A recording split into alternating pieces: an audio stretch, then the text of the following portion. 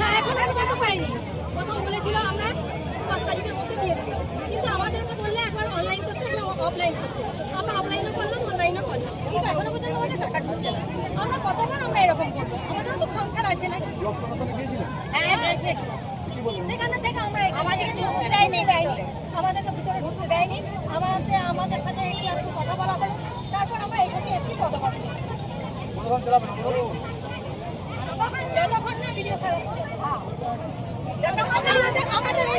আমাদের একটা যাই হোক কোনো কিছু আগে লক্ষ্মীর ভান্ডার পেলেন? লক্ষ্মীর ভান্ডার একবারও পান না, অন্নপূর্ণা এখন একবারও পাই। কাছাকাছি কাউকে ঢুকেছে 6,000, কাউকে ঢুকেছে 3,000, কিন্তু আমাদের একটাই বলার উদ্দেশ্য যে যখন ছাড়লো টাকাটা তাহলে একবারে ছাড়লো না টাকাটা। যেমন পাই নয় টাকার কি প্রয়োজন আছে? প্রয়োজন টাকার কার প্রয়োজন আছে? আচ্ছা বলুন তো, টাকার কার প্রয়োজন নেই? যে সার্ভিস করছে, কোটি টাকা রোজগার করছে, তারও তো টাকার প্রয়োজন নাকি? তাহলে আমরা মধ্যবিত্ত মানুষ, আমাদের তো টাকার প্রয়োজন হতেই পারে না। সবাই ভিডিও করে দেখছিলাম। বাড়ি বহাল।